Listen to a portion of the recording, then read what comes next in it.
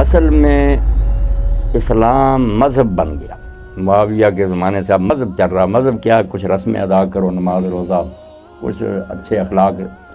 حکومت کے معاملات اور جو نا اجتماعی زندگی، اس سے دین کو بے دخل کر دیا.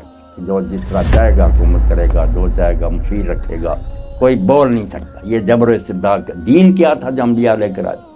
اس میں دین اور دنیا دو شعبے نہیں تھے کہ یہ دین ہے مسجدوں میں، یہ باہر دنیا. وہ ایک ایسا سسٹم تھا جس میں بچوں میں بیٹھا ہوا آدمی بھی اسی طرح احکام شرعیہ کا پابند ہے جیسے وہ مسجد میں.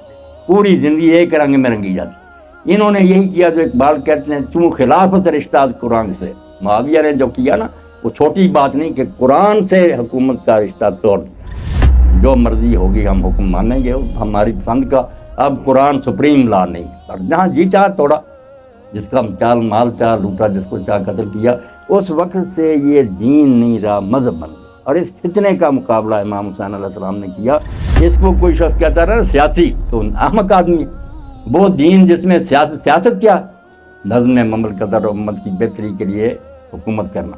اگر یہ نہیں نبی اور امام نے کرنا، لوگ ظلم سہتے رہے اور وہ اللہ اللہ سکھاتا رہے، کوئی امام اور نبی نہیں ہے. اس کا مشن ہے.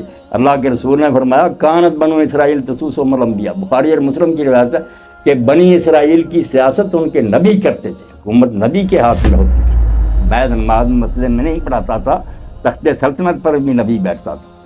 ایک فوت ہوتا تھا، دوسرا اس کی جگہ بیٹھ جاتا.